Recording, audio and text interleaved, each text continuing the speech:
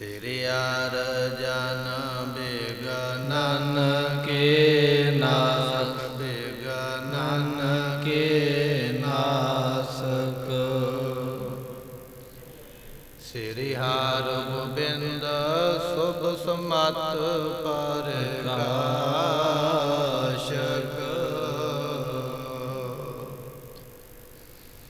ਸਿਰਿ ਹਰਿ ਰਾਏ ਨਮੋ ਕਰ ਜੋਰੀ ਨਮੋ ਕਰ ਜੋਰੀ।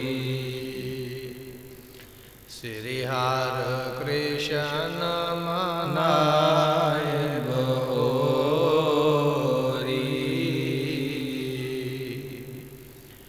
ਤੇਗ ਬਹਾਦਰ ਪਰਮ ਕਿਰਪਾਲਾ ਸਤਿਗੁਰ ਪਰਮ ਕਿਰਪਾਲਾ। ਸ੍ਰੀ ਗੁਰੂ ਗੋਬਿੰਦ ਸਿੰਘ ਵਿਸਾਲਾ।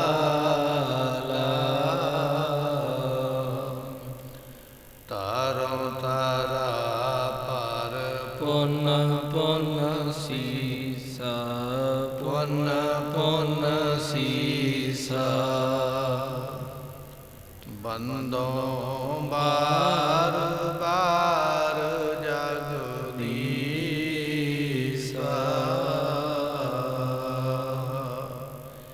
ਏਕ ਓੰਕਾਰ ਸਤਿਗੁਰੂ ਤੇ ਪ੍ਰਸਾਦ ਸਚ ਹੋਏ। ਵਾਹਿਗੁਰੂ ਜੀ ਕੀ ਫਤਿਹ ਹੈ। ਵਿਗਨ ਵਿਨਾਸ਼ਨ ਸੋਏ। ਮੁਸਕਾਵਤ ਬੋਲੇ ਗਨ ਖਾਨੀ ਏ ਮੱਖਣ ਮਾਨੀ ਤਵ ਬਾਨੀ।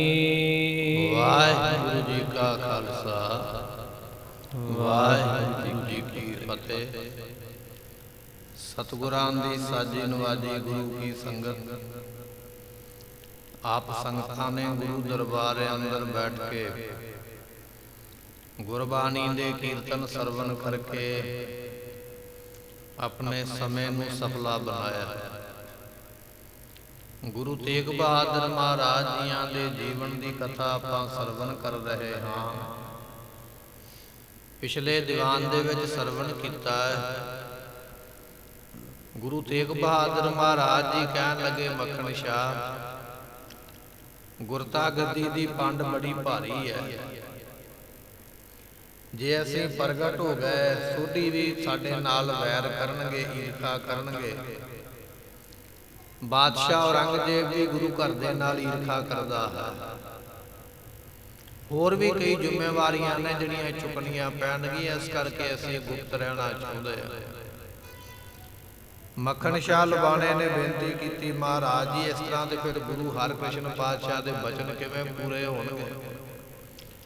ਸੰਗਤਾਂ ਵਿੱਚ ਨਿਰਾਸ਼ਤਾ ਆ ਜਾਵੇਗੀ ਅਤੇ ਪਖੰਡੀ ਜਿਹੜੇ ਨੇ ਉਹ ਸੰਗਤ ਦੀ ਮਾਇਆ ਨੂੰ ਲੁੱਟ ਲੈਣਗੇ। ਸੰਗਤ ਦੀ ਸ਼ਰਧਾ ਭਾਵਨਾ ਰੱਖਣ ਵਾਸਤੇ ਆਪ ਜੀ ਨੂੰ ਪ੍ਰਗਟ ਹੋਣਾ ਚਾਹੀਦਾ। ਇਹ ਬਚਨ ਆਪਾਂ ਪਿੱਛੇ ਸਰਵਣ ਕੀਤੇ। ਹੁਣ ਗੁਰੂ ਤੇਗ ਬਹਾਦਰ ਮਹਾਰਾਜ ਜੀ ਕੀ ਉੱਤਰ ਦੇ ਰਹੇ ਨੇ ਮੱਖਣ ਸ਼ਾਹ ਦੀ ਗੱਲ ਦਾ ਆਪਾਂ ਸਰਵਣ ਕਰਾਂਗੇ। ਮਿਲ ਕੇ ਆਖੀਏ ਸਤਿਨਾਮ ਸ੍ਰੀ ਵਾਹਿਗੁਰੂ ਸਾਹਿਬ ਜੀ। ਮੁਸਕਾਵਤ ਬੋਲੇ ਗਨ ਖਾਨੀ। ਸਤਿਗੁਰੂ ਜੀ ਗੁਣਾਂ ਦੀ ਖਾਨ ਗੁਣ ਖਾਨੀ। ਗੁਣਾਂ ਦੀ ਖਾਨ ਨੇ ਨਾ ਜੋ ਗੁਰੂ ਤੇਗ ਬਹਾਦਰ ਪਾਤਸ਼ਾਹ ਜੀ ਮੱਖਣ ਸ਼ਾਹ ਦੀਆਂ ਗੱਲਾਂ ਸੁਣ ਕੇ ਥੋੜਾ ਜਿਹਾ ਮੁਸਕਰਾਏ ਤੇ ਪਾਤਸ਼ਾਹ ਜੀ ਫਿਰ ਉਸ ਵੇਲੇ ਕਹਿਣ ਲੱਗੇ, ਹਾਂ ਏ ਮੱਖਣ ਮਾਨੀ ਤੂੰ ਬਾਨੀ। ਇਹ ਮੱਖਣ ਸ਼ਾਹ ਮੰਨ ਲੈ ਫਿਰ ਤੇਰੇ ਬਚਨ। ਜੇ ਤੂੰ ਚਾਹੁੰਦਾ ਨਾ ਵੀ ਅਸੀਂ ਪ੍ਰਗਟ ਹੋਈਏ, ਜੇ ਤੇਰੀ ਇਹੋ ਹੀ ਮਰਜ਼ੀ ਹੈ, ਇਹੋ ਹੀ ਤੇਰੀ ਸਲਾਹ ਹੈ, ਤੂੰ ਫਿਰ ਮੰਨ ਲਈ ਤੇਰੀ ਗੱਲ। ਇਸੇ ਤਰ੍ਹਾਂ ਕਰਦੇ ਹਾਂ। ਦੂਰ ਦੇਸ਼ ਤੇ ਸ਼ਰਧਾ ਤਰਕ। ਤੂੰ ਬੜੀ ਦੂਰੋਂ ਆਇਆ, ਬੜੇ ਦੂਰ ਦੇਸ਼ ਤੋਂ। ਜਿਹਲਮ ਜ਼ਿਲ੍ਹੇ ਦੇ ਅੰਦਰ ਟਾਂਡਾ ਪਿੰਡ ਹੈ ਮੱਖਣ ਸ਼ਾਹ ਦਾ। ਉਥੋਂ ਚੱਲ ਕੇ ਇੰਨੀ ਦੂਰੋਂ ਚੱਲ ਕੇ ਤੂੰ ਸ਼ਰਧਾ ਦੇ ਨਾਲ ਸਾਡੇ ਕੋਲ ਆਇਆ ਹੈ। ਆਇਓ ਮਾਰਗ ਸ਼ਰਮਤਾ ਕਰਕੇ। ਇੰਨਾ ਲੰਮਾ ਰਸਤਾ ਤੈਅ ਕਰਕੇ, ਇੰਨੀ ਥਕਾਵਟ ਝੱਲੀ ਹੈ, ਇੰਨੀ ਮਸ਼ੱਕਤ ਕੀਤੀ ਹੈ, ਪਰਿਵਾਰ ਨੂੰ ਲੈ ਕੇ ਇੰਨੀ ਦੂਰੋਂ ਚੱਲ ਕੇ ਆਇਆ ਤੇ ਅਸੀਂ ਤੇਰੀ ਉਹ ਸੇਵਾ ਭਾਵਨਾ ਦੀ ਕਦਰ ਕਰਦੇ ਹਾਂ। ਤੇ ਤੇਰੇ ਬਚਨਾਂ ਨੂੰ ਮੰਨ ਲੈਂਦੇ ਹਾਂ। ਬਿਨਾ ਨਿਮਰਤਾ ਸਹਿਤ ਉਪਾਇ ਨ। ਤੂੰ ਬਿਨੈ ਕੀਤੀ ਹੈ, ਬੇਨਤੀ ਕੀਤੀ ਹੈ ਨਿਮਰਤਾ ਦੇ ਨਾਲ, ਤੇ ਨਾਲ ਤੂੰ ਭੇਟਾਵਾਂ ਵੀ ਗੁਰੂ ਘਰ ਦੀਆਂ ਜਿਹੜੀਆਂ ਬਣਦੀਆਂ ਨੇ ਉਹ ਭੇਟ ਕੀਤੀਆਂ ਹਨ। ਆਨਤ ਭਾ ਸਤਿਗੁਰ ਕੇ ਆਏ ਨ। ਤੇ ਸਤਿਗੁਰਾਂ ਦੇ ਘਰੇ ਆਇਆ, ਇਹ ਗੁਰੂ ਦਾ ਘਰ ਹੈ, ਗੁਰੂ ਨਾਨਕ ਸਾਹਿਬ ਦਾ, ਜਿੱਥੇ ਤੂੰ ਪਹੁੰਚਿਆ ਹੈ। ਤੂੰ ਆਪਣੀ ਦਸਾਂ ਨੋਹਾਂ ਦੀ ਕਿਰਤ ਵਿੱਚੋਂ ਕੱਢ ਕੇ ਦਸਵੰਧ ਗੁਰੂ ਘਰ ਨੂੰ ਭੇਟ ਕੀਤਾ, ਅਤੇ ਫਿਰ ਤੇਰੀ ਬੇਨਤੀ ਜਿਹੜੇ ਬਚਨ ਨੇ ਨਾ ਉਹ ਵੀ ਨਿਮਰਤਾ ਵਾਲੇ ਨੇ।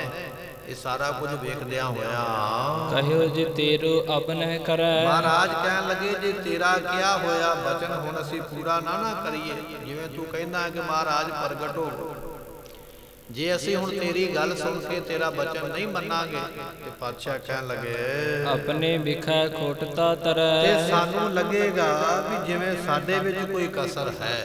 ਜੇ ਹੁਣ ਵੀ ਤੇਰੀ ਅਸੀਂ ਗੱਲ ਮੰਨ ਕੇ ਪ੍ਰਗਟ ਨਾ ਹੋਏ, ਤੇ ਸਾਡੇ ਮਨ ਵਿੱਚ ਆਵੇਗਾ ਵੀ ਸਾਡੇ ਵਿੱਚ ਹੀ ਕੋਈ ਘਾਟ ਹੈ, ਜੋ ਅਸੀਂ ਮੱਖਣ ਸ਼ਾਹ ਦੀ ਭਾਵਨਾ ਪੂਰੀ ਨਹੀਂ ਕਰ ਸਕੇ।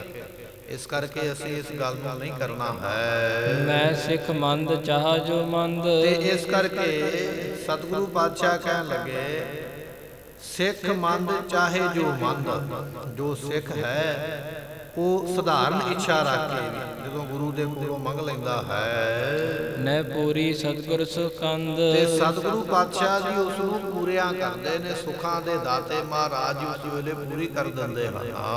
ਅਸਮਨ ਜਾਨ ਬਹੁਰ ਪਛਤਾਵੈ। ਅਤੇ ਜੇ ਹੁਣ ਤੇਰੀ ਇਹ ਭਾਵਨਾ ਅਸੀਂ ਪੂਰੀ ਨਾ ਕੀਤੀ, ਤੇ ਫਿਰ ਮਨ ਦੇ ਵਿੱਚ ਪਛਤਾਤਾਪ ਰਹਿ ਜਾਣਾ, ਪਛਤਾਵਾ ਰਹਿ ਜਾਣਾ ਹੈ। ਚਿੰਤਾ ਬਸ ਕਲੇਸ਼ ਕੋ ਪਾਵੈ। ਤੇ ਚਿੰਤਾ ਦੇ ਬਾਅਦ ਸਾਡਾ ਸਿੱਖ ਹੋ ਜਾਏਗਾ, ਤੇ ਉਸ ਵੇਲੇ ਮਨ ਇਸ ਦਾ ਟੁੱਟ ਜਾਣਾ ਹੈ। ਨਿਜ ਭਗਤਨ ਸੁਖ ਦੇਵਨ ਕਾਰਨ। ਇਸ ਕਰਕੇ ਅਸੀਂ ਤੇ ਦੁਨੀਆ ਤੇ ਆਏ ਆ ਭਗਤਾਂ ਨੂੰ ਸੁਖ ਦੇਣ ਵਾਸਤੇ, ਆਪਣੇ ਆ ਭਗਤਾਂ ਨੂੰ ਸੁਖ ਦੇਣ ਵਾਸਤੇ ਦੁਨੀਆ ਦੇ ਵਿੱਚ ਆਏ ਹਾਂ। ਸੰਸੈ ਅਪਦਾ ਮਹਿਦ ਵਿਦਾਰਨ। ਤੇ ਜਿਹੜੇ ਵੱਡੇ ਵੱਡੇ ਸੰਸ਼ੇ ਨੇ, ਭਰਮ ਅਪਦਾਵਾਂ, ਜਿਹੜੇ ਦੁੱਖ ਨੇ, ਵਿਪਤਾ ਨੇ, ਉਹਨਾਂ ਨੂੰ ਦੂਰ ਕਰਨ ਵਾਸਤੇ ਅਸੀਂ ਸੰਸਾਰ ਵਿੱਚ ਪਹੁੰਚੇ ਹਾਂ। ਸ੍ਰੀ ਪ੍ਰਭ ਆਪ ਧਰੈ ਅਵਤਾਰਾ। ਕਿਉਂਕਿ ਉਹ ਜਿਹੜਾ ਅਕਾਲ ਪੁਰਖ ਹੈ ਨਾ, ਵਾਹਿਗੁਰੂ ਪਰਮੇਸ਼ਰ, ਉਹ ਉਦੋਂ ਅਵਤਾਰ ਧਾਰਨ ਕਰਦਾ ਹੈ ਜਦੋਂ ਉਹਦੇ ਭਗਤਾਂ ਨੂੰ ਜਾਂ ਉਹਦੀ ਬਣਾਈ ਹੋਈ ਸ੍ਰਿਸ਼ਟੀ ਵਿੱਚ ਕੋਈ ਵਿਘਨ ਪਾਉਂਦਾ, ਕੋਈ ਦੁੱਖ ਦਿੰਦਾ। ਇੱਕ ਵੇਲੇ ਅਰਜਨ ਜੀਆਂ ਨੇ ਪੁੱਛਿਆ ਸੀ ਭਗਵਾਨ ਕ੍ਰਿਸ਼ਨ ਨੂੰ, ਤੁਸੀਂ ਕਿਉਂ ਆਏ ਹੋ ਸੰਸਾਰ ਵਿੱਚ, ਕੀ ਕਾਰਨ ਹੈ?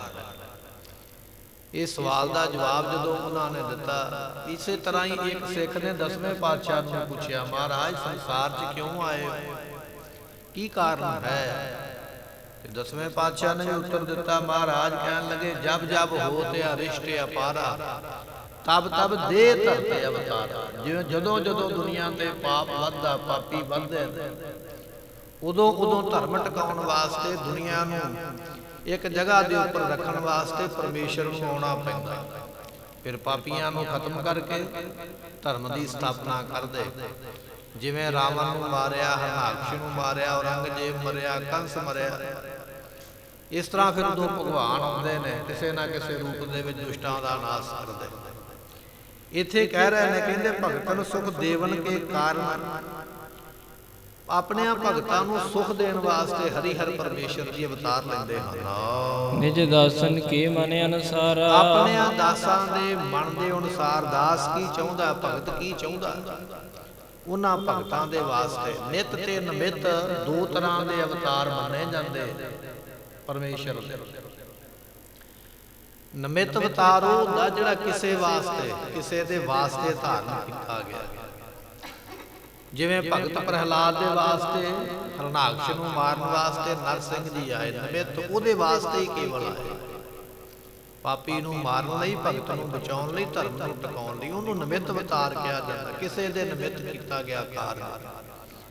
ਸਤਿਗੁਰੂ ਇੱਥੇ ਕਹਿ ਰਹੇ ਨੇ, ਕਹਿਣ ਲੱਗੇ ਵੀ ਨਿਜ ਦਾਸਨ ਕੇ ਮਨ ਅਨੁਸਾਰ, ਦਾਸ ਕੀ ਚਾਹੁੰਦਾ, ਭਗਤ ਕੀ ਚਾਹੁੰਦਾ, ਉਹਦੇ ਵਾਸਤੇ ਫਿਰ ਹਰੀ ਹਰ ਪਰਮੇਸ਼ਰ ਜੀ ਦੁਨੀਆ ਤੇ ਆਉਂਦੇ ਹਨ। ਮਹਿਦ ਕਰਮ ਕੋ ਕਰਹਿ ਬਨਾਏ। ਜਿਹੜਾ ਕੋਈ ਬੰਦਾ ਦਾਸ ਭਾਰੀ ਕੰਮਾਂ ਨੂੰ ਕਰਦਾ ਹੈ, ਤੇ ਭਾਰੀ ਕੰਮ ਕਰਕੇ ਜਿਹੜਾ ਅਰਾਧਦਾ ਹੈ ਨਾ ਪਰਮੇਸ਼ਰ ਨੂੰ ਵੀ ਮੇਰੇ ਤੇ ਕਿਰਪਾ ਕਰੋ, ਹਰ ਤੇ ਹਰ ਜਨ ਬਾਂਛਾ ਪਾਏ। ਤੇ ਫਿਰ ਉਹ ਹਰੀ ਦਾ ਜਨ ਹਰੀ ਪਰਮੇਸ਼ਰ ਦੇ ਕੋਲੋਂ ਮਨ ਇੱਛਤ ਫਲ ਪਾ ਲੈਂਦਾ। ਸਾਡੇ ਸਾਹਮਣੇ ਉਦਾਹਰਨ ਭਗਤ ਧਰੂ ਦੀ ਹੈ। ਜੰਗਲ ਵਿੱਚ ਬੈਠ ਗਿਆ, ਮਨ ਵਿੱਚ ਇੱਛਾ ਸੀ ਕਿ ਰਾਜ ਭਾਗ ਦਾ ਮਾਲਕ ਬਣ ਜਾਵਾਂ। ਇਹੋ ਇੱਛਾ ਲੈ ਕੇ ਪਰਮੇਸ਼ਰ ਨੂੰ ਅਰਾਧਿਆ, ਯਾਦ ਕੀਤਾ। ਪਰਮੇਸ਼ਰ ਜੀ ਪ੍ਰਗਟ ਹੋਏ, 36,000 ਵਰ੍ਹੇ ਦਾ ਰਾਜ ਭੋਗਿਆ। ਭਾਵੇਂ ਕਿ ਬਾਅਦ ਵਿੱਚ ਆਖਿਆ ਵੀ ਮੈਨੂੰ ਲੋੜ ਨਹੀਂ ਹੈ, ਹੁਣ ਤੇ ਮੈਂ ਇਹਨਾਂ ਚੀਜ਼ਾਂ ਤੋਂ ਪਰੇ ਹੋ ਗਿਆ, ਪਰ ਫਿਰ ਵੀ ਭਗਵਾਨ ਜੀਆਂ ਨੇ, ਪਰਮੇਸ਼ਰ ਨੇ ਦਿੱਤਾ ਵਰ।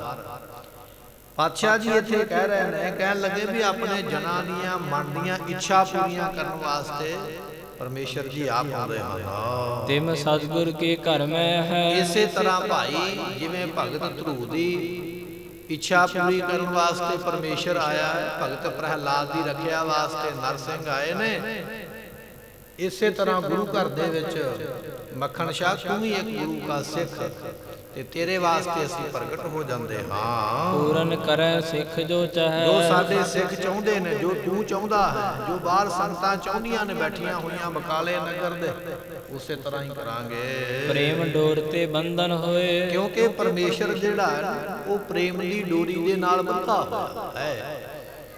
ਪ੍ਰੇਮ ਦੀ ਡੋਰੀ ਦੇ ਨਾਲ ਭਗਤਾਂ ਨੇ ਉਸ ਨੂੰ ਬੰਨ੍ਹ ਲਿਆ ਤੇ ਉਹ ਭਗਤਾਂ ਦੇ ਵਸ ਵਿੱਚ ਹੈ। ਸਤਿਗੁਰੂ ਪਾਤਸ਼ਾਹ ਮਹਾਰਾਜ ਸਾਹਿਬ ਜੀਆਂ ਦਾ ਬਚਨ ਭਗਤਾਂ ਨੇ ਕੀਤਾ ਹੈ। ਕਹਿਣ ਲੱਗੇ ਹੈ ਭਗਵਾਨ ਜੀ, ਜੋ ਹਮ ਬਾਂਧੇ ਮੋਹ ਫਾਸ, ਪ੍ਰੇਮ ਬੰਧਨ ਤੁਮ ਬਾਧੇ। ਜੇ ਅਸੀਂ ਸੰਸਾਰ ਦੇ ਮੋਹ ਵਿੱਚ ਬੱਧੇ ਆ, ਸੰਸਾਰ ਦੇ ਪਦਾਰਥਾਂ ਵਿੱਚ ਅਸੀਂ ਬੱਧੇ ਆ, ਤੇ ਪਰਮਾਤਮਾ ਤੈਨੂੰ ਵੀ ਤੇ ਅਸੀਂ ਪ੍ਰੇਮ ਦੇ ਬੰਧਨ ਵਿੱਚ ਬੱਧਾ ਹੋਇਆ। ਤੂੰ ਵੀ ਤੇ ਪ੍ਰੇਮ ਦੇ ਵਸੀਕਾਰ ਹੈ। ਮੇਰੀ ਬਾਂਧੀ ਭਗਤ ਛੁਡਾਵੈ, ਬੰਧ ਹੈ ਭਗਤ ਨ ਛੂਟੈ ਮੋਹ ਹੈ। ਏਕ ਸਮੈ ਮੋਹ ਕੋ ਗਹਿ ਬਾਂਧੈ, ਤੋ ਫਿਰ ਮੂਹ ਪੈ ਜਵਾਬ ਨਾ ਹੋਏ। ਬਚਨ ਹੈ ਸਤਿਗੁਰੂ ਜੀਆਂ ਦਾ ਵੀ ਭਗਤ ਰੱਬ ਦੀ ਬੱਧੀ ਮਰਿਆਦਾ ਦੇ ਵਿੱਚ ਕੋਈ ਨਾ ਕੋਈ ਵਾਧ ਘਾਟ ਕਰ ਸਕਦਾ, ਪਰ ਜਦੋਂ ਭਗਤ ਬੰਨ ਲੈਂਦਾ ਨਾ ਪ੍ਰਮਾਤਮਾ ਨੂੰ, ਤੇ ਫਿਰ ਉਹ ਵਸੀਕਾਰ ਹੋ ਜਾਂਦਾ, ਕੁਝ ਵੀ ਨਹੀਂ ਕਰ ਸਕਦਾ। ਸਤਿਗੁਰੂ ਇੱਥੇ ਕਹਿ ਰਹੇ ਨੇ, ਕਹਿਣ ਲੱਗੇ ਭਾਈ ਅਸੀਂ ਤੇ ਪ੍ਰੇਮ ਦੇ ਬੰਧਨ ਤੇ ਬੱਧੇ ਹੋਏ ਹਾਂ। ਕਿਰਤ ਕਰੈ ਜਿਮ ਬਾਂਛੈ ਸੋਏ। ਜਿਵੇਂ ਜਿਵੇਂ ਸਾਡਾ ਕੋਈ ਸੇਵਕ ਚਾਹੁੰਦਾ ਹੈ ਨਾ, ਅਸੀਂ ਉਸੇ ਤਰ੍ਹਾਂ ਕਾਰਜ ਕਰਦੇ ਹਾਂ। ਇਮ ਗੁਰ ਤੇਗ ਬਹਾਦਰ ਮਾਨੀ। ਇਸ ਤਰ੍ਹਾਂ ਭਾਈ ਗੁਰੂ ਤੇਗ ਬਹਾਦਰ ਜੀਆਂ ਨੇ ਮੱਖਣ ਸ਼ਾਹ ਦਾ ਫਿਰ ਬਚਨ ਮੰਨ ਲਿਆ ਹੈ। ਆਤ ਅਨੰਦਤਾ ਮੱਖਣ ਠਾਨੀ। ਮੱਖਣ ਸ਼ਾਹ ਫਿਰ ਬੜਾ ਖੁਸ਼ ਹੋ ਗਿਆ, ਬੜੀ ਪ੍ਰਸੰਨਤਾ, ਖੁਸ਼ੀ ਦੀ ਹੱਦ ਹੀ ਕੋਈ ਨਾ ਰਹਿ ਗਈ ਵੀ ਮਹਾਰਾਜ ਮੇਰੇ ਆਖੇ ਲੱਗੇ ਹਨ। ਗੁਰ ਆਗਿਆ ਲੈ ਮੱਖਣ ਸ਼ਾਹ। ਮੱਖਣ ਸ਼ਾਹ ਨੇ ਫਿਰ ਆਗਿਆ ਮੰਗੀ, ਮਹਾਰਾਜ ਹੁਣ ਮੈਨੂੰ ਇੱਕ ਨਿੱਕਾ ਜਿਹਾ ਹੁਕਮ ਦੇ ਦਿਓ, ਮੈਨੂੰ ਆਗਿਆ ਦਿਓ, ਮੈਂ ਇੱਕ ਨਿੱਕਾ ਜਿਹਾ ਕੰਮ ਕਰਨਾ ਚਾਹੁੰਦਾ ਹਾਂ। ਮੁਖ ਧੋਇਓ ਲੈ ਜਲ ਕਰ ਮਾਹੋ। ਤੇ ਸਤਿਗੁਰਾਂ ਦੇ ਕੋਲੋਂ ਆਗਿਆ ਲੈ ਕੇ ਤੇ ਮੂੰਹ ਧੋ ਲਿਆ ਪਾਣੀ ਦੇ ਨਾਲ। ਸਤਿਗੁਰਾਂ ਨੇ ਆਖਿਆ ਸੀ ਨਾ ਵੀ ਦਰਗਾਹ ਵਿੱਚ ਉਹਦੀ ਮਦਦ ਨਹੀਂ ਹੋਵੇਗੀ ਤੇ ਉਹਦੇ ਮੁਖ ਤੇ ਕਾਲਖ ਲੱਗੇਗੀ। ਮੱਖਣ ਸ਼ਾਹ ਨੇ ਆਖਿਆ ਦਰਗਾਹ ਤੇ ਬੜੀ ਦੂਰ ਦੀ ਗੱਲ ਹੈ, ਮੈਂ ਹੁਣੇ ਹੀ ਆਪਣੇ ਮੂੰਹ ਤੇ ਕਾਲਖ ਲਾ ਲਈ। ਤੇ ਸਤਿਗੁਰਾਂ ਦੇ ਕੋਲੋਂ ਫਿਰ ਪ੍ਰਸੰਨਤਾ ਲੈ ਕੇ, ਹੁਕਮ ਲੈ ਕੇ ਆਪਣੇ ਮੁਖ ਨੂੰ ਪਾਣੀ ਨਾਲ ਧੋਤਾ ਹੈ। ਗੁਰੂ ਗਿਰਾ ਅਰ ਇੱਛਾ ਜੀ ਕੀ। ਸੋ ਕਹਿਣ ਲੱਗੇ ਗੁਰੂ ਦਾ ਬਚਨ ਪੂਰਾ ਕਰਨ ਵਾਸਤੇ ਆਪਣੇ ਮੂੰਹ ਦੇ ਉੱਪਰ ਇਹ ਜਿਹੜੀ ਕਾਲਖ ਹੈ ਇਸ ਨੂੰ ਲਾਇਆ ਹੈ, ਅਤੇ ਇਸੇ ਤਰ੍ਹਾਂ ਇੱਛਾ ਦੇ ਮੁਤਾਬਕ ਗੁਰੂ ਨੂੰ ਪ੍ਰਗਟ ਕਰਨਾ ਹੈ। ਪੂਰਨ ਕੀਨ ਮਾਨ ਮਨ ਨੀਕੀ। ਗੁਰੂ ਦਾ ਬਚਨ ਪਹਿਲਾਂ ਹੀ ਮੰਨ ਲਿਆ। ਅਸੀਂ ਸੰਸਾਰੀ ਲੋਕ ਆ, ਪਹਿਲਾਂ ਆਪਣਾ ਬਚਨ ਮਨਾਉਂਦੇ ਆ, ਫਿਰ ਗੁਰੂ ਦੇ ਪਾਸੇ ਆਉਂਦੇ ਆ ਕਿ ਮੇਰਾ ਇਹ ਕੰਮ ਹੋਵੇਗਾ ਤੇ ਫਿਰ ਮੈਂ ਅਰਦਾਸ ਕਰਵਾਵਾਂਗਾ, ਇਹ ਕੰਮ ਹੋਵੇਗਾ ਤੇ ਪਾਠ ਕਰਵਾਵਾਂਗਾ। ਭਾਵ ਕਿ ਪਹਿਲਾਂ ਮੇਰਾ ਹੋਵੇ ਫਿਰ ਮੈਂ ਅਗਲੇ ਦਾ ਦੇਖਾਂਗਾ। ਪਰ ਮੱਖਣ ਸ਼ਾਹ ਨੇ ਆਖਿਆ ਪਹਿਲਾਂ ਮੈਂ ਗੁਰੂ ਦਾ ਬਚਨ ਮੰਨਾਂਗਾ। ਜੇ ਗੁਰੂ ਨੇ ਆਖਿਆ ਕਾਲਖ ਲੱਗਣੀ ਮੂੰਹ ਤੇ ਪਹਿਲਾਂ ਹੀ ਲਾ ਕੇ ਬੈਠ ਗਿਆ। ਇਹ ਹੈ ਸਿੱਖ ਦੀ ਨਿਸ਼ਾਨੀ। ਕਹਿਣ ਲੱਗੇ ਪੂਰਨ ਕੀਨ ਮਾਨ ਮਨ ਨੀਕੀ। ਗੁਰੂ ਦਾ ਹੁਕਮ ਮੰਨ ਕੇ ਪਹਿਲਾਂ ਪੂਰਾ ਕੀਤਾ ਹੈ। ਨਿਜ ਹੱਥਨ ਮੈਂ ਬਸਤਰ ਜੋ ਤਾਰੈ। ਕਹਿਣ ਲੱਗੇ ਜਿਹੜੇ ਆਪਣੇ ਹੱਥ ਵਿੱਚ ਵਸਤਰ ਫੜੇ ਹੋਏ ਸਨ, ਮੈਂ ਰਾਵਣ ਹਿਤ ਉਠਿਓ ਸੁਧਾਰੇ। ਤੇ ਉਹ ਵਸਤਰ ਆਪਾਂ ਪਿੱਛੇ ਇਤਿਹਾਸ ਸਰਵਣ ਕੀਤਾ ਵੀ ਰਾਤ ਨੂੰ 4 ਗਰਜੀ ਲਾ ਕੇ ਬੜਾ ਸੋਹਣਾ ਚੋਲਾ ਬਣਾਇਆ ਸੀ ਮਹਾਰਾਜ ਵਾਸਤੇ ਪਹਿਨਣ ਵਾਸਤੇ, ਤੋਂ ਸਤਿਗੁਰਾਂ ਨੂੰ ਪਹਿਨਾਉਣਾ ਚਾਹੁੰਦਾ ਹੈ। ਜਾਮਾ ਸੂਖਮ ਚੀਰ ਜੋ ਚਾਰ। ਜਿਹੜਾ ਵਸਤਰ ਸਤਿਗੁਰਾਂ ਦੇ ਸਾਹਮਣੇ ਭੇਟ ਕਰਨ ਲੱਗਾ, ਬੜਾ ਬਰੀਕ ਕੱਪੜੇ ਦਾ ਬੜਾ ਸੋਹਣਾ ਚੋਲਾ ਬਣਿਆ ਹੋਇਆ ਹੈ। ਘਰ ਮੈਂ ਪਾਇਓ ਗੁਰੂ ਉਦਾਰ। ਗੁਰੂ ਤੇਗ ਬਹਾਦਰ ਪਾਤਸ਼ਾਹ ਨੇ ਮੰਨ ਕੇ ਬਚਨ ਤੇ ਉਹ ਜਿਹੜਾ ਵਸਤਰ ਹੈ ਆਪਣੇ ਗਲ ਵਿੱਚ ਪਹਿਨ ਲਿਆ ਹੈ। ਸੁੰਦਰ ਦੀਰਘ ਬਰ ਦਸਤਾਰ। ਤੇ ਕਹਿਣ ਲੱਗੇ ਸੋਹਣੀ ਦਸਤਾਰ ਮਹਾਰਾਜ ਜੀਆਂ ਨੇ ਆਪਣੇ ਸੀਸ ਦੇ ਉੱਪਰ ਸਜਾਉਣਾ ਕੀਤੀ ਹੈ। ਸਿਰ ਪਰ ਬੰਧਨ ਕੀਨ ਸੁਧਾਰ। ਤੇ ਮਹਾਰਾਜ ਜੀਆਂ ਨੇ ਉਸ ਵੇਲੇ ਆਪਣੇ ਸਿਰ ਦੇ ਉੱਪਰ ਕਹਿਣ ਲੱਗੇ ਵੀ ਇਸ ਤਰ੍ਹਾਂ ਸਿਰ ਪਰ ਬੰਧਨ ਕੀਨ ਸੁਧਾਰ, ਵਧੀਆ ਦਸਤਾਰ ਲੈ ਕੇ ਸੋਹਣੀ ਦਸਤਾਰ ਆਪਣੇ ਸਿਰ ਦੇ ਉੱਪਰ ਸਵਾਰ ਕੇ ਮਹਾਰਾਜ ਜੀਆਂ ਨੇ ਬੱਧੀ ਹੈ।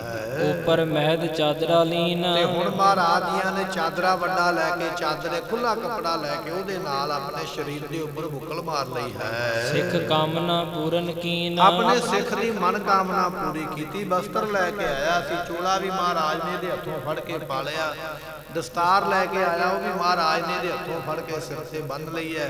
ਇੱਕ ਸੋਹਣਾ ਚਾਦਰਾ ਲੈਣ ਵਾਲਾ ਉੱਪਰ ਲੈ ਕੇ ਆਇਆ, ਉਹ ਮਹਾਰਾਜ ਨੇ ਗਲ ਦੇ ਵਿੱਚ ਉਸ ਨੂੰ ਪਾ ਕੇ ਬੁੱਕਲ ਮਾਰੀ ਹੈ। ਬਹਿਰਸ ਠੰਡਲ ਹੋਤੋ ਬਿਲੰਦ। ਤੇ ਕਹਿਣ ਲੱਗੇ ਸਤਿਗੁਰੂ ਜਦੋਂ ਬਾਹਰ ਨਿਕਲੇ ਕਮਰੇ ਦੇ ਉੱਤੇ, ਬਾਹਰ ਇੱਕ ਬੜਾ ਵੱਡਾ ਥੜਾ ਹੈ ਤੇ ਉਸ ਥੜੇ ਦੇ ਵੱਲ ਤਹਾਂ ਆਏ ਬੈਠੇ ਸੁਖੰਦ। ਸੁੱਖਾਂ ਦੇ ਦੇਣ ਵਾਲੇ, ਸੁੱਖਾਂ ਦੇ ਦਾਤੇ ਗੁਰੂ ਤੇਗ ਬਹਾਦਰ ਪਾਤਸ਼ਾਹ ਜੀ ਉਸ ਥੜੇ ਤੇ ਆ ਕੇ ਬਾਹਰ ਬੈਠ ਗਏ ਹਨ। ਤੈ ਛਿਨ ਮੱਖਣ ਚੜਿਓ ਅਟਾਰੀ। ਤੇ ਕਹਿਣ ਲੱਗੇ ਵੀ ਉਸ ਵੇਲੇ ਜਦੋਂ ਗੁਰੂ ਪਾਤਸ਼ਾਹ ਬੈਠ ਗਏ ਨਾ ਬਾਹਰ ਆ ਗਏ, ਹੁਣ ਸੰਗਤ ਨੂੰ ਦੱਸਣਾ ਵੀ ਸੰਗਤ ਨੂੰ ਵੀ ਪਤਾ ਲੱਗੇ ਨਾ ਗੁਰੂ ਪਾਤਸ਼ਾਹ ਆ ਗਏ ਨੇ।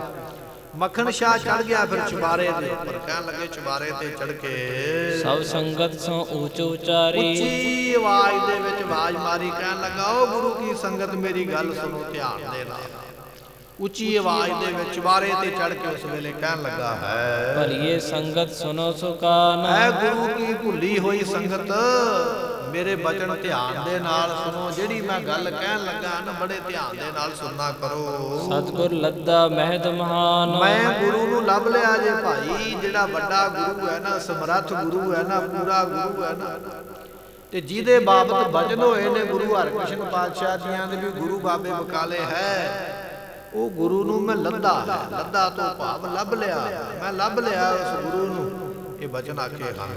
ਸੰਸੈ ਭਰਮ ਹਿਰਦੈ ਕੋ ਤਜ ਕੈ। ਇਸ ਕਰਕੇ ਆਪਣੇ ਮਨ ਦੇ ਸੰਸੇ ਛੱਡ ਦਿਓ, ਭਰਮ ਛੱਡ ਦਿਓ, ਸਾਰਾ ਕੁਝ ਛੱਡ ਕੇ ਜਨਮ ਸੁਧਾਰੋ ਸ੍ਰੀ ਗੁਰ ਭਜ ਕੈ। ਸਤਿਗੁਰੂ ਪਾਤਸ਼ਾਹ ਜੀਆਂ ਨੂੰ ਮਿਲ ਕੇ ਆਪਣਾ ਜਨਮ ਸੁਧਾਰੋ, ਆਪਣੇ ਜਨਮ ਨੂੰ ਸਫਲਾ ਕਰੋ।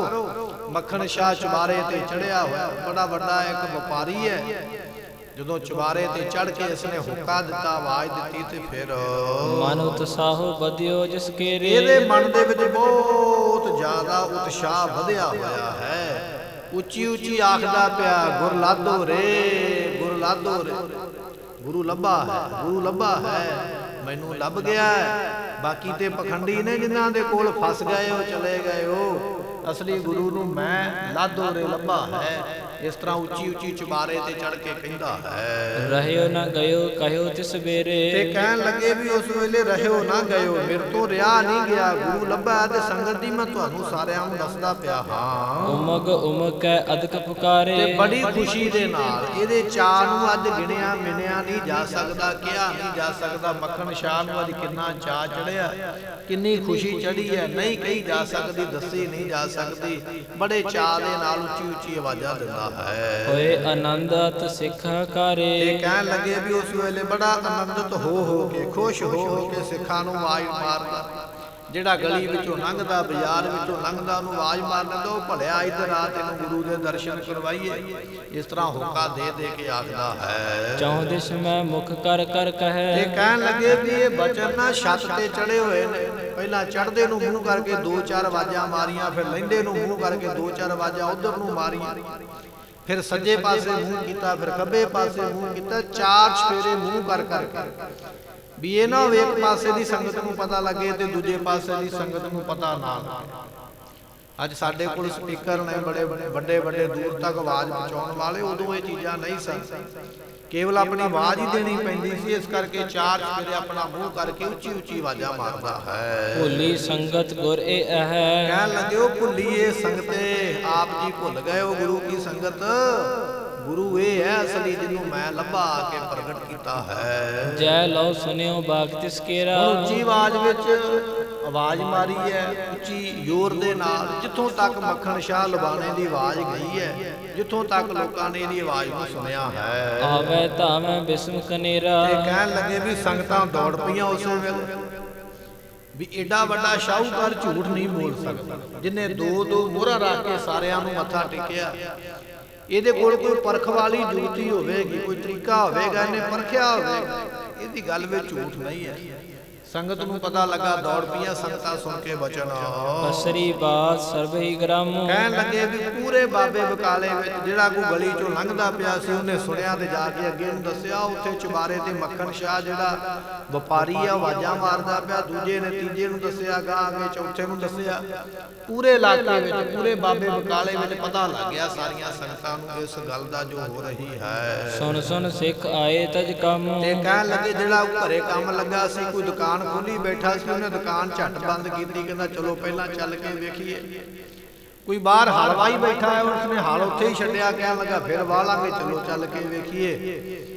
ਕੋਈ ਬਿਸਤਰਾ ਭਰਦਾ ਪਿਆ, ਕੋਈ ਕਈ ਬਣਾਉਂਦਾ ਪਿਆ। ਜਿਹੜੇ ਵੀ ਕੰਮ ਲੱਗਾ ਸੀ, ਰੋਟੀਆਂ ਬਣਾਉਣ ਵਾਲੇ, ਪ੍ਰਸ਼ਾਦਾ ਬਣਾਉਣ ਵਾਲੇ ਸਾਰੇ ਛੱਡ ਕੇ ਚੁੱਲ੍ਹੇ ਠੰਡੇ ਕਰਕੇ ਤੇ ਤੁਰ ਪਏ। ਕਹਿੰਦੇ ਚਲੋ ਭਾਈ ਪਹਿਲਾਂ ਵੇਖ ਕੇ ਆਈਏ। ਆਪੋ ਆਪਣਾ ਕੰਮ ਛੱਡ ਕੇ ਤੁਰ ਪਏ ਹਨ। ਉਤਰ ਆਪਨ ਸਤਿਗੁਰ ਪਾਸ। ਕਹਿਣ ਲੱਗੇ ਵੀ ਇਸੇ ਤਰ੍ਹਾਂ ਜਿਹੜੀਆਂ ਸੰਗਤਾਂ ਨੇ ਚੱਲ ਕੇ ਤੇ ਉਸ ਵੇਲੇ ਫਿਰ ਸਤਿਗੁਰਾਂ ਦੇ ਕੋਲ ਆਪ ਆ ਰਹੀਆਂ ਨੇ। ਇਧਰੋਂ ਮੱਖਣ ਸ਼ਾਹ ਨੇ ਦੇ ਕੇ ਸਾਰਿਆਂ ਨੂੰ ਆਵਾਜ਼, ਹੁਣ ਪੌੜੀਆਂ ਤੋਂ ਥੱਲੇ ਆ ਗਿਆ ਤੇ ਸਤਿਗੁਰਾਂ ਦੇ ਕੋਲ ਪਹੁੰਚਾ ਹੈ। ਖਰੋ ਤਿਹਾਵਲ ਕੀ ਅਰਦਾਸ। ਤੇ ਕੜਾਹ ਪ੍ਰਸ਼ਾਦ ਬਣਾ ਕੇ ਲਿਆਇਆ ਸੀ। ਆਪਾਂ ਪਿੱਛੇ ਇਤਿਹਾਸ ਵਿੱਚ ਬਚਨ ਸਰਵਣ ਕੀਤਾ ਵੀ ਬੜਾ ਖੁੱਲਾ ਪ੍ਰਸ਼ਾਦ ਬਣਾ ਕੇ ਆਪਣੇ ਸੇਵਾਦਾਰਾਂ ਦੇ ਸਿਰ ਤੇ ਚੁਕਵਾ ਕੇ ਲੈ ਕੇ ਆਇਆ ਤੇ ਉਹ ਵੀ ਲਿਆ ਕੇ ਰਖਾਇਆ ਮਹਾਰਾਜ ਦੇ ਕੋਲ। ਤੇ ਫਿਰ ਅਰਦਾਸ ਹੋਣ ਲੱਗੀ ਹੈ। ਆਏ ਸਭਾ ਜਬ ਪੂਰਨ ਹੋਈ। ਕਹਿਣ ਲੱਗੇ ਵੀ ਹਾਲੇ ਅਰਦਾਸ ਹੁੰਦੀ ਪਈ ਹੈ। ਅਰਦਾਸ ਹੁੰਦਿਆਂ ਬੇਅੰਤ ਸੰਗਤਾਂ ਦਾ ਇਕੱਠ ਸਤਿਗੁਰਾਂ ਦੇ ਘਰੇ ਪਹੁੰਚ ਗਿਆ। ਜਿਹਨੂੰ ਪਤਾ ਲੱਗਾ ਦਰਵਾਜ਼ੇ ਦੇ ਵਿੱਚੋਂ ਉਹਦੇ ਨਿਕਲਣ ਦੀ ਹੁਣ ਜਗ੍ਹਾ ਨਹੀਂ ਰਹਿ ਗਈ। ਸਾਰਾ ਘਰ ਭਰ ਗਿਆ ਸੰਗਤ ਦੇ ਨਾਲ। ਪੂਰੇ ਦਾ ਪੂਰਾ ਦੀਵਾਨ ਭਰ ਗਿਆ, ਸੰਗਤਾਂ ਬੈਠ ਗਈਆਂ ਹਨ। ਦਰਸੈ ਜਿਤ ਕਿਤ ਮੈਂ ਸਭ ਕੋਈ। ਜਿੱਧਰ ਕਿੱਧਰ ਵੀ ਸਾਰੇ ਅੱਗੇ ਹੋ ਕੇ ਦਰਸ਼ਨ ਕਰਦੇ, ਇੱਕ ਦੂਜੇ ਨੂੰ ਨੱਪ ਕੇ ਥੱਲੇ ਬਿਠਾਉਂਦੇ ਵੀ ਤੂੰ ਦਰਸ਼ਨ ਕਰ ਲੈ, ਥੱਲੇ ਬੈਠ ਜਾ, ਹੁਣ ਮੈਨੂੰ ਕਰ ਲੈਂਦੇ। ਇੱਕ ਦੂਜੇ ਨੂੰ ਇਸ ਤਰ੍ਹਾਂ ਕੋਈ ਪਾਸਾ ਮਾਰਦਾ, ਕੋਈ ਗੋਡਾ ਮਾਰਦਾ, ਕੋਈ ਮੋਢਾ ਮਾਰਦਾ। ਅੱਗੇ ਤੋਂ ਅੱਗੇ ਵੱਧ ਕੇ ਇੱਕ ਦੂਜੇ ਤੋਂ ਸਤਿਗੁਰਾਂ ਦੇ ਦਰਸ਼ਨ ਕਰ ਲਏ ਹਨ। ਸਭ ਮੈਂ ਮੱਖਣ ਸ਼ਾਹ ਸੁਨਾਏ। ਤੇ ਕਹਿਣ ਲੱਗੇ ਵੀ ਜਦੋਂ ਸੰਗਤਾਂ ਦਰਸ਼ਨ ਕਰ ਰਹੀਆਂ ਨਾ ਬੈਠੀਆਂ ਹੋਈਆਂ, ਤੇ ਮੱਖਣ ਸ਼ਾਹ ਫਿਰ ਉਸ ਵੇਲੇ ਬੋਲ ਕੇ ਆਖਣ ਲੱਗਾ, ਸ੍ਰੀ ਹਰਿ ਕ੍ਰਿਸ਼ਨ ਬਾਕ ਜੋ ਗਾਏ। ਕਹਿਣ ਲੱਗਾ ਗੁਰੂ ਕੀ ਸੰਗਤ ਮੇਰੀ ਗੱਲ ਧਿਆਨ ਨਾਲ ਸੁਣੋ। ਅੱਗੇ ਤੇ ਮੈਂ ਉੱਚੀ ਆਵਾਜ਼ਾਂ ਮਾਰੀਆਂ, ਹੁਣ ਤੁਸੀਂ ਸਾਰੇ ਬੈਠੇ ਹੋ, ਮੈਂ ਤੁਹਾਨੂੰ ਦੱਸਣ ਲੱਗਾ। ਜਦੋਂ ਸੰਗਤ ਨੇ ਧਿਆਨ ਕੀਤਾ ਇਹਦੇ ਵੱਲ, ਕਹਿਣ ਲੱਗਾ ਵੀ ਜਿਹੜੇ ਬਚਨ ਗੁਰੂ ਹਰਿਕ੍ਰਿਸ਼ਨ ਪਾਤਸ਼ਾਹ ਨੇ ਕੀਤੇ ਸਨ ਦਿੱਲੀ ਦੀ ਧਰਤੀ ਦੇ ਉੱਪਰ, ਬਾਬਾ ਐ ਬਕਾਲੇ ਮਾਹੇ। ਕੀ ਬਚਨ ਕੀਤੇ ਸਨ? ਜਦੋਂ ਸੰਗਤ ਨੇ ਆਖਿਆ ਨਾ ਗੁਰੂ ਹਰਿਕ੍ਰਿਸ਼ਨ ਪਾਤਸ਼ਾਹ ਜੀ ਆਪ ਜੋਤੀ ਜੋਤ ਸਮਾ ਚੱਲੇ ਹੋ, ਅਗਲਾ ਗੁਰੂ ਕੌਣ ਹੈ? ਤੇ ਸਤਿਗੁਰੂ ਜੀ ਉਸ ਵੇਲੇ ਪਲੰਘੇ ਤੋਂ ਉੱਠ ਕੇ ਕਹਿਣ ਲੱਗੇ, ਬਾਬਾ ਗੁਰੂ, ਬਾਬਾ ਤੋਂ ਭਾਵ ਵੱਡਾ, ਜਿਹੜਾ ਵੱਡਾ ਗੁਰੂ ਹੈ, ਭਾਰੀ ਗੁਰੂ ਹੈ, ਬਕਾਲੇ ਨਗਰ ਵਿੱਚ ਹੈ। ਉਹ ਬਚਨ ਯਾਦ ਕਰਵਾਉਂਦਾ ਪਿਆ ਮੱਖਣ ਸ਼ਾਹ। ਮੱਖਣ ਸ਼ਾਹ ਕਹਿਣ ਲੱਗਾ ਗੁਰੂ ਕੀ ਸੰਗਤ ਜਿਹੜੇ ਬਚਨ ਗੁਰੂ ਹਰਿਕ੍ਰਿਸ਼ਨ ਪਾਤਸ਼ਾਹ ਨੇ ਕੀਤੇ ਸਨ ਨਾ, ਵੀ ਵੱਡਾ ਗੁਰੂ, ਭਾਰੀ ਗੁਰੂ ਬਾਬੇ ਬਕਾਲੇ ਵਿੱਚ ਹੈ, ਉਹ ਜਿਹੜੇ ਬਚਨ ਹਨ ਭਇਓ ਸਾਚ ਸੋ ਹੈ ਗੁਰ ਆਹੇ, ਉਹ ਅੱਜ ਪੂਰੇ ਹੋਏ ਨੇ। ਆ ਜਿਹੜੇ ਸਾਹਮਣੇ ਬੈਠੇ ਨੇ ਥੜੇ ਦੇ ਉੱਪਰ ਸੁਸ਼ੋਭਿਤ ਹੋਏ ਨੇ, ਧੰਨ ਗੁਰੂ ਤੇਗ ਬਹਾਦਰ ਪਾਤਸ਼ਾਹ ਜੀ, ਇਹ ਬਚਨ ਇਹਨਾਂ ਦੇ ਵਾਸਤੇ ਗੁਰੂ ਹਰਿਕ੍ਰਿਸ਼ਨ ਪਾਤਸ਼ਾਹ ਨੇ ਦਿੱਲੀ ਕੀਤੇ ਸਨ। ਇਹ ਨੇ ਉਹ ਗੁਰੂ ਜਿਨ੍ਹਾਂ ਦੇ ਬਾਬਤ ਉਹਨਾਂ ਨੇ ਆਖਿਆ ਹੈ। ਪਤਾ ਜਹਾਜ਼ ਬਤਾਵਨ ਕੀਨਾ। ਤੇ ਉਸ ਵੇਲੇ ਕਈ ਵਿੱਚ ਸ਼ੰਕੇ ਵਾਲੇ ਵੀ ਸਨ। ਉਹਨਾਂ ਨੇ ਆਖਿਆ ਵੀ ਅਸੀਂ ਤੇਰੀ ਗੱਲ ਤੇ ਕਿਵੇਂ ਯਕੀਨ ਕਰੀਏ ਵੀ ਇਹੋ ਹੀ ਗੁਰੂ ਹੈ। ਤੇ ਫਿਰ ਮੱਖਣ ਸ਼ਾਹ ਨੇ ਆਪਣੀ ਘਟਨਾ ਸੁਣਾਈ। ਕਹਿਣ ਲੱਗਾ ਵੀ ਮੈਂ ਇੱਥੇ ਤਾਂ ਆਇਆ ਹਾਂ ਵੀ ਮੇਰਾ ਜਹਾਜ਼ ਫਸ ਗਿਆ ਸੀ ਤੇ ਮੈਂ ਉੱਥੇ ਅਰਦਾਸ ਕੀਤੀ ਸੀ, ਮਹਾਰਾਜ ਕਿਰਪਾ ਕਰੋ। ਇਹਨਾਂ ਨੇ ਜਹਾਜ਼ ਬੰਨੇ ਲਾਇਆ ਤੇ ਮੈਂ 500 ਮੋਹਰ ਗੁਰੂ ਘਰ ਨੂੰ ਭੇਟ ਕਰਾਂਗਾ, ਇਹ ਮੈਂ ਅਰਦਾਸ ਕੀਤੀ, ਪਰ ਮੈਂ ਦੱਸਿਆ ਨਹੀਂ ਕਿਸੇ ਨੂੰ। ਹੁਣ ਮੈਂ 22 ਗੁਰੂਆਂ ਦੇ ਕੋਲ ਗਿਆ ਆ, ਸਾਰਿਆਂ ਨੂੰ 2-2 ਮੋਹਰਾਂ ਦਿੱਤੀਆਂ ਨੇ, ਪਰ ਮੇਰੇ ਮਨ ਦੀ ਗੱਲ ਕਿਸੇ ਤੋਂ ਵੀ ਦੱਸੀ ਨਹੀਂ ਗਈ। ਇਹਨਾਂ ਨੇ ਮੈਨੂੰ ਦੱਸੀ ਹੈ ਵੀ ਤੇਰੀ ਜਹਾਜ਼ ਨੂੰ ਉੱਥੇ ਅਸੀਂ ਮੋਢਾ ਲਾਇਆ ਤੇ 500 ਗੁਰੂ ਘਰ ਨੂੰ ਭੇਟ ਕਰਨੀ ਹੈ, ਮੋਹਰ ਤੇ ਕਰ। ਇਹ ਮੈਂ ਤਾਂ ਇਹਨਾਂ ਨੂੰ ਪਤਿਆਇਆ ਹੈ, ਮੈਂ ਇਹਨਾਂ ਨੂੰ ਪਰਖ ਲਿਆ ਹੈ, ਮੇਰੇ ਮਨ ਦੀ ਗੱਲ ਇਹਨਾਂ ਨੇ ਜਾਣੀ ਹੈ। ਹੁਣ ਮੋਢਾ ਜਿਹਨੇ ਲਾਇਆ ਦੱਸਣਾ ਵੀ ਤੇ ਉਹਨੇ ਹੀ ਹੈ ਨਾ, ਜਿਹਨੇ ਲਾਇਆ ਹੀ ਨਹੀਂ ਉਹਨੂੰ ਕੀ ਪਤਾ ਵੀ ਕੀ ਹੋਇਆ। ਸਾਰੀ ਆਪਣੀ ਉਹ ਗੱਲ ਜਿਹੜੀ ਸਮੁੰਦਰ ਵਿੱਚ ਹੋਈ, ਜਿਵੇਂ ਜਿਵੇਂ ਜਹਾਜ਼ ਬੰਨੇ ਲੱਗਾ, ਜਿਵੇਂ ਜਿਵੇਂ ਅਰਦਾਸ ਕੀਤੀ, ਸਾਰੀ ਗੱਲ ਇਸਨੇ ਸੰਗਤ ਨੂੰ ਦੱਸੀ ਹੈ। ਸ੍ਰੀ ਹਰਿਕ੍ਰਿਸ਼ਨ ਪਿਤਾ ਮੈਂ ਇਹ। ਤੇ ਇਹ ਗੁਰੂ ਹਰਿਕ੍ਰਿਸ਼ਨ ਪਾਤਸ਼ਾਹ ਜੀਆਂ ਦੇ ਰਿਸ਼ਤੇਦਾਰੀ ਦੇ ਵਿੱਚ ਦਾਦਾ ਜੀ ਲੱਗਦੇ ਨੇ, ਕਿਉਂਕਿ ਗੁਰੂ ਤੇਗ ਬਹਾਦਰ ਪਾਤਸ਼ਾਹ ਜੀ ਅਤੇ ਬਾਬਾ ਗੁਰਦਿੱਤਾ ਜੀ ਸਕੇ ਭਰਾ ਸਨ। ਗੁਰੂ ਤੇਗ ਬਹਾਦਰ ਛੋਟੇ ਨੇ ਤੇ ਬਾਬਾ ਗੁਰਦਿੱਤਾ ਜੀ ਸਭ ਤੋਂ ਵੱਡੇ ਸੀ। ਤੇ ਬਾਬਾ ਗੁਰਦਿੱਤਾ ਜੀਆਂ ਦੇ ਪੁੱਤਰ ਹੋਏ ਧੰਨ ਗੁਰੂ ਹਰਿ ਰਾਏ ਸਾਹਿਬ ਜੀ। ਤੇ ਧੰਨ ਗੁਰੂ ਹਰਿ ਰਾਏ ਸਾਹਿਬ ਜੀਆਂ ਦੇ ਪੁੱਤਰ ਹੋਏ ਗੁਰੂ ਹਰਿਕ੍ਰਿਸ਼ਨ ਪਾਤਸ਼ਾਹ ਜੀ। ਗੁਰੂ ਹਰਿਕ੍ਰਿਸ਼ਨ ਪਾਤਸ਼ਾਹ ਜੀਆਂ ਦੇ ਦਾਦਾ ਜੀ ਲੱਗਦੇ ਸੋ ਬਾਬਾ ਗੁਰਦਿੱਤਾ ਜੀ। ਤੇ ਬਾਬਾ ਗੁਰਦਿੱਤਾ ਜੀ ਦੇ ਭਰਾ ਹੋਏ, ਇਹ ਵੀ ਫਿਰ ਦਾਦਾ ਜੀ ਲੱਗੇ। ਦੱਸਦਾ ਪਿਆ ਵੀ ਜਿਹੜੇ ਉਹਨਾਂ ਨੇ ਭਜਨ ਕੀਤੇ ਸਨ ਨਾ, ਬਾਬਾ ਬਸੇ ਗ੍ਰਾਮ ਬਕਾਲੇ, ਉਹਨਾਂ ਨੇ ਆਪਣੇ ਇਹ ਸ਼ਬਦ ਆਪਣੇ ਦਾਦੇ ਦੇ ਪ੍ਰਤੀ ਵਰਤੇ ਸਨ। ਕੁਝ ਲੋਕ ਦਾਦੇ ਨੂੰ ਬਾਬਾ ਵੀ ਕਹਿ ਦਿੰਦੇ ਨੇ। ਬਾਬਾ ਨਾਮ ਵੱਡੇ ਦਾ, ਸਭ ਤੋਂ ਵੱਡਾ ਸਤਿਗੁਰੂ ਨਾਨਕ ਆਪਾਂ ਬਚਨ ਵਰਤਦੇ ਆ। ਤੇ ਭਾਈ ਗੁਰਦਾਸ ਜੀਆਂ ਨੇ ਫਿਰ ਬਾਬਾ ਗਿਆ ਬਗਦਾਦ ਨੂੰ। ਇਸ ਤਰ੍ਹਾਂ ਦੇ ਕਈ ਥਾਵਾਂ ਤੇ ਬਚਨ ਕੀਤੇ। ਬਾਬਾ ਨਾਮ ਵੱਡੇ ਦਾ, ਸਤਿਕਾਰਯੋਗ ਦਾ। ਤੇ ਮੱਖਣ ਸ਼ਾਹ ਇੱਥੇ ਕਹਿ ਰਿਹਾ, ਕਹਿੰਦੇ ਵੀ ਉਹ ਜਿਹੜਾ ਬਾਬਾ ਸ਼ਬਦ ਵਰਤਿਆ ਸੀ ਉਹ ਇੱਕ ਮਹਾਰਾਜ ਦਾ ਗੁੱਝਾ ਸ਼ਬਦ ਸੀਗਾ, ਗੁਪਤ, ਜਿਹਨੂੰ ਹਰੇਕ ਨਹੀਂ ਸਮਝ ਸਕਦਾ। ਪਰ ਅੱਜ ਉਹ ਬਚਨ ਸਮਝ ਆ ਗਿਆ ਵੀ ਉਹ ਬਾਬਾ ਸ਼ਬਦ ਇਹਨਾਂ ਵਾਸਤੇ ਵਰਤਿਆ ਸੀ। ਇਹ ਉਮਰ ਦੇ ਵਿੱਚ ਵੀ ਵੱਡੇ ਨੇ ਗੁਰੂ ਹਰਿਕ੍ਰਿਸ਼ਨ ਪਾਤਸ਼ਾਹ ਜੀਆਂ ਤੋਂ, ਅਤੇ ਗੁਰੂ ਵੀ ਇਹ ਬੜੇ ਭਾਰੀ ਨੇ। ਇਸ ਵਾਸਤੇ ਇਹਨਾਂ ਵਾਸਤੇ ਸ਼ਬਦ ਵਰਤਿਆ ਗਿਆ। ਇਸ ਤਰ੍ਹਾਂ ਮੱਖਣ ਸ਼ਾਹ ਨੇ ਦੱਸਿਆ ਹੈ। ਬਾਬਾ ਕਹਿਣ ਪਤਾ ਇਨ ਦੇਹੋ। ਤੇ ਇਹ ਇਹਨਾਂ ਨੇ ਉਹ ਜਿਹੜਾ ਪਤਾ ਹੈ ਨਾ ਸਾਰਾ ਇਹਨਾਂ ਨੇ ਦੱਸਿਆ, ਸਾਰੀ ਗੱਲ ਇਹਨਾਂ ਨੇ ਆਖੀ ਹੈ। ਇਤ ਉਤ ਭਰਮੋ ਨੈਤਜ ਗੁਰ ਕੋ। ਇਸ ਕਰਕੇ ਗੁਰੂ ਕੀ ਸੰਗਤ ਮੈਂ ਤੇ ਬੇਨਤੀ ਕਰ ਸਕਦਾ, ਅੱਗੋਂ ਤੁਹਾਡੀ ਮਰਜ਼ੀ ਹੈ। ਮੈਨੂੰ ਜਿਹੜੀਆਂ ਮੈਂ ਪਰਖਾਂ ਕੀਤੀਆਂ, ਪਰਖ ਦੇ ਵਿੱਚ ਇਹ ਪੂਰੇ ਉਤਰੇ ਨੇ। ਬਾਬਾ ਸ਼ਬਦ ਦੇ ਅਰਥ ਵੀ ਇਹਨਾਂ ਤੇ ਢੁੱਕਦੇ ਨੇ। ਹੋਰ ਜਿੰਨੇ 22 ਗੁਰੂ ਬੈਠੇ ਨੇ, ਇਹਨਾਂ ਵਿੱਚੋਂ ਗੁਰੂ ਹਰਿਕ੍ਰਿਸ਼ਨ ਪਾਤਸ਼ਾਹ ਜੀਆਂ ਦਾ ਦਾਦਾ ਕੋਈ ਨਹੀਂ ਲੱਗਦਾ। ਸਾਰੇ ਕੋਈ ਨਾ ਕੋਈ ਰਿਸ਼ਤੇਦਾਰ ਤੇ ਹੋਣਗੇ, ਪਰ ਦਾਦਾ ਸ਼ਬਦ ਕਿਸੇ ਦੇ ਨਾਲ ਨਹੀਂ, ਇਹਨਾਂ ਦੇ ਨਾਲ ਹੀ ਲੱਗਣਾ, ਕਿਉਂਕਿ ਇਹੋ ਹੀ ਲੱਗਦੇ ਨੇ, ਹੋਰ ਕੋਈ ਲੱਗਦਾ ਵੀ ਨਹੀਂ। ਤੇ ਸਾਰਿਆਂ ਤੋਂ ਵੱਡਾ ਜਿਹੜਾ ਹੱਕ ਰੱਖਦਾ ਸੀਗਾ ਧੀਰਮਲ, ਉਹ ਵੀ ਤਾਇਆ ਹੀ ਲੱਗਦਾ ਗੁਰੂ ਹਰਿਕ੍ਰਿਸ਼ਨ ਪਾਤਸ਼ਾਹ ਜੀਆਂ। ਤੇ ਫਿਰ ਇੱਥੇ ਉਹਦਾ ਵੀ ਜਿਹੜਾ ਉਹ ਹੱਕ ਰੱਖਦਾ ਉਹ ਟੁੱਟ ਜਾਂਦਾ ਵੀ ਬਾਬਾ ਸ਼ਬਦ ਤੇ ਦਾਦੇ ਦੇ ਵਾਸਤੇ ਵਰਤਿਆ ਗਿਆ। ਤੇ ਦਾਦੇ ਫਿਰ ਇਹੋ ਹੀ ਲੱਗਦੇ ਨੇ ਗੁਰੂ ਤੇਗ ਬਹਾਦਰ ਪਾਤਸ਼ਾਹ ਜੀ। ਬਾਕੀ ਜਿੰਨੇ 22 ਗੁਰੂ ਬੈਠੇ ਸਨ, ਉਹਨਾਂ ਵਿੱਚੋਂ ਦਾਦਾ ਕੋਈ ਨਹੀਂ। ਮੈਂ ਤੁਹਾਨੂੰ ਦੱਸ ਦਿੱਤਾ, ਹੁਣ ਤੁਹਾਡੀ ਮਰਜ਼ੀ ਹੈ ਤੁਸੀਂ ਕੀ ਆਖਣਾ ਹੈ। ਪੂਰੋ ਦਰਸ ਮਨੋਰਥ ਹੋਰ ਕੋ। ਇਸ ਕਰਕੇ ਇਹਨਾਂ ਦੇ ਕਰੋ ਦਰਸ਼ਨ ਤੇ ਆਪਣੇ ਮਨ ਦਾ ਮਨੋਰਥ ਪੂਰਾ ਕਰੋ। ਆਵਨ ਸਫਲਿਓ ਭਇਓ ਤੁਮਾਰਾ। ਤੇ ਮੇਰਾ ਵੀ ਸਫਲਾ ਹੋ ਗਿਆ ਇੱਥੇ ਆਉਣਾ। ਮੈਂ ਇੰਨੀ ਦੂਰੋਂ ਇੰਨੇ ਮੀਲ ਚੱਲ ਕੇ ਆਇਆ, ਇਹਨਾਂ ਦੇ ਦਿਦਾਰੇ ਕਰਕੇ ਮੈਂ ਸਫਲਾ ਹੋ ਗਿਆ। ਸੰਗਤ ਜੀ, ਤੁਹਾਡਾ ਆਉਣਾ ਵੀ ਇੱਥੇ ਸਫਲਾ ਤਾਂ ਹੋਣਾ ਜੇ ਤੁਸੀਂ ਦਰਸ਼ਨ ਕਰੋਗੇ। ਇਹਨਾਂ ਦੇ ਦਰਸ਼ਨ ਕਰਕੇ ਆਪਣੇ ਆਪ ਨੂੰ ਸਫਲਾ ਕਰ ਲਓ। ਇਸ ਤਰ੍ਹਾਂ ਬੇਨਤੀਆਂ ਕਰਦਾ ਹੈ। ਪੂਜੋ ਸਤਿਗੁਰ ਪੈਰੋ ਉਦਾਰਾ। ਤੇ ਸਤਿਗੁਰੂ ਪਾਤਸ਼ਾਹ ਜੀ ਬਹੁਤ ਵੱਡੇ ਦਾਤੇ ਨੇ। ਇਹਨਾਂ ਦੇ ਚਰਨਾਂ ਨੂੰ ਪੂਜ ਲਓ ਜਿੰਨਾ ਪੂਜਿਆ ਜਾਂਦਾ, ਇਹਨਾਂ ਦੇ ਚਰਨਾਂ ਨੂੰ ਮਨਾਓ ਜਿੰਨਾ ਮਨਾਇਆ ਜਾਂਦਾ। ਇਹਨਾਂ ਦੇ ਚਰਨਾਂ ਦੇ ਨਮਸਕਾਰ ਕਰੋ। ਇਸ ਤਰ੍ਹਾਂ ਮੱਖਣ ਸ਼ਾਹ ਸੰਗਤ ਨੂੰ ਕਹਿ ਰਿਹਾ ਹੈ। ਜਿਸ ਪ੍ਰਕਾਰ ਪਰਖੇ ਸਭ ਥਾਈ। ਕਵੀ ਸੰਤੋਖ ਸਿੰਘ ਜੀ ਕਹਿੰਦੇ ਵੀ ਇਸ ਤਰ੍ਹਾਂ ਮੱਖਣ ਸ਼ਾਹ ਦੱਸਦਾ ਪਿਆ ਵੀ ਮੈਂ ਗੁਰੂ ਨੂੰ ਐਵੇਂ ਨਹੀਂ ਕਹਿ ਦਿੱਤਾ ਵੀ ਇਹ ਗੁਰੂ ਨੇ, ਮੈਂ ਇਹਨਾਂ ਦੇ ਕੋਲੋਂ ਕੁਝ ਲਿਆ ਨਹੀਂ, ਇਹਨਾਂ ਨੂੰ ਕੁਝ ਦਿੱਤਾ ਨਹੀਂ, ਮੈਂ ਪਰਖਿਆ ਹੈ।